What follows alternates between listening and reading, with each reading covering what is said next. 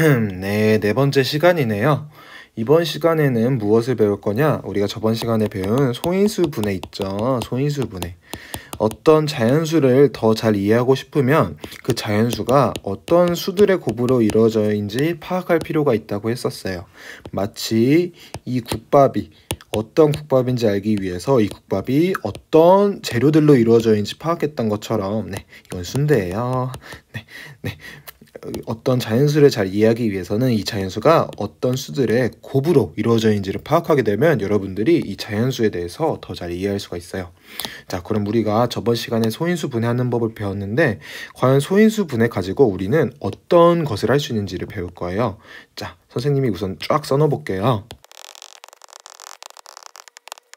네, 좋습니다.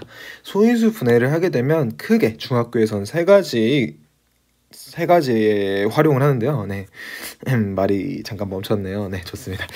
약수를 구할 수 있고요. 최대 공약수, 최소 공배수도 쉽게 구할 수 있는데요.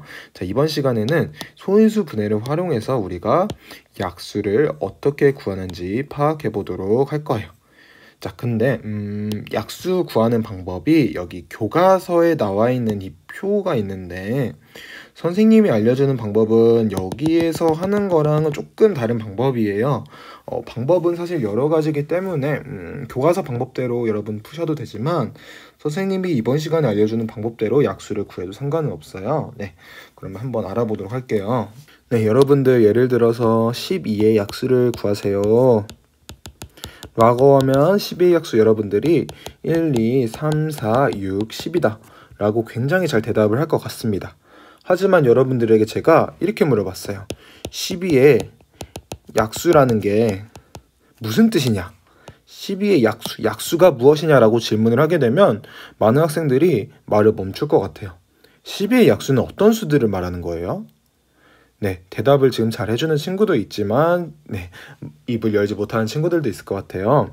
12의 약수라는 건 어떤 수들을 말하냐면 12를 네모 곱하기 세모로 분해할 수 있는 그런 네모들, 뭐 혹은 세모들이라고 말을 해도 되는데 선생님은 네모들이라 말을 할게요. 네, 이런 네모들이 12의 약수예요.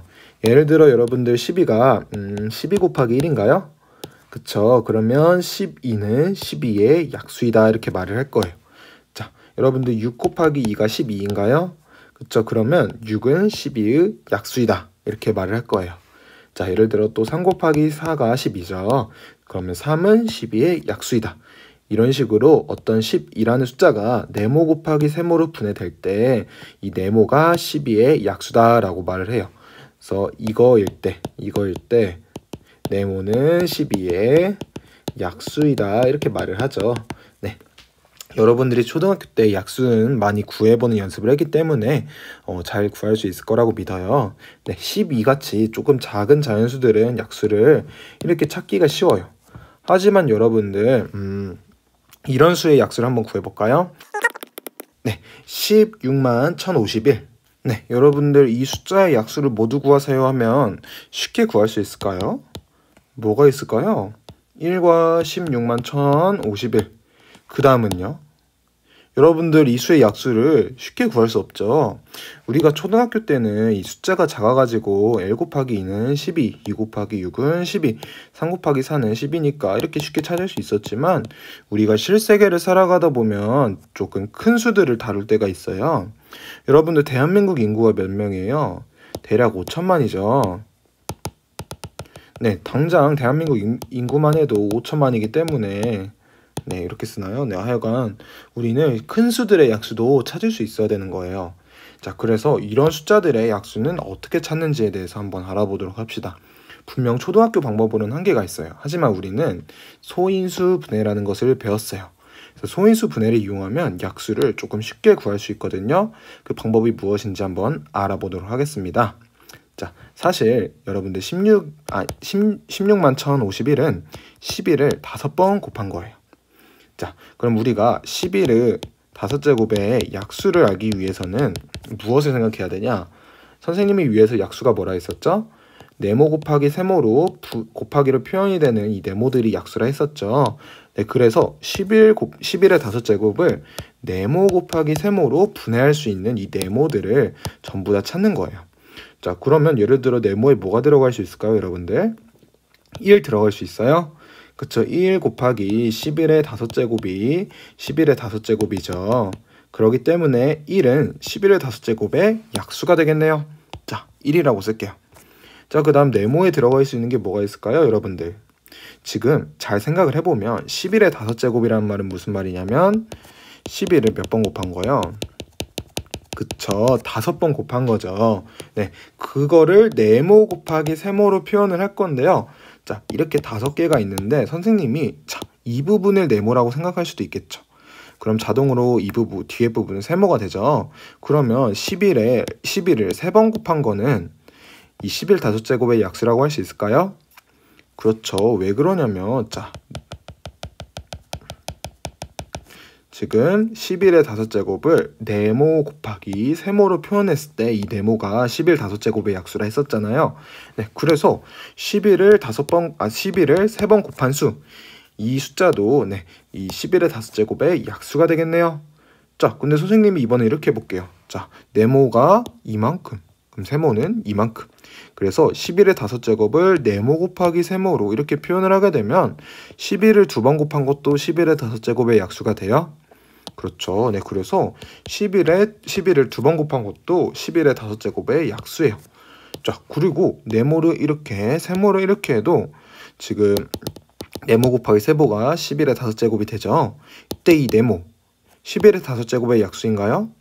그렇죠. 그래서 11도 11의 5제곱의 약수라고 말을 할 수가 있어요.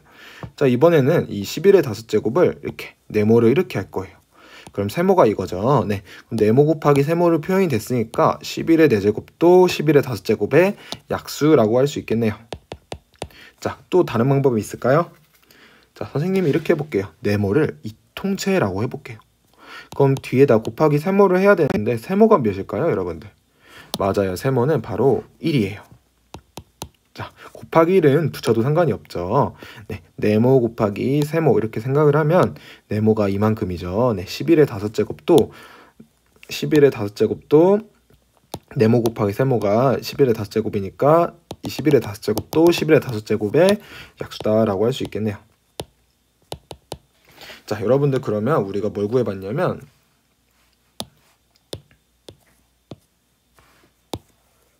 11의 5제곱의 약수를 구해봤어요. 구해봤더니 1, 11, 11의 제곱, 11의 세제곱, 11의 4제곱, 11의 5제곱을 이라고 답을 했어요.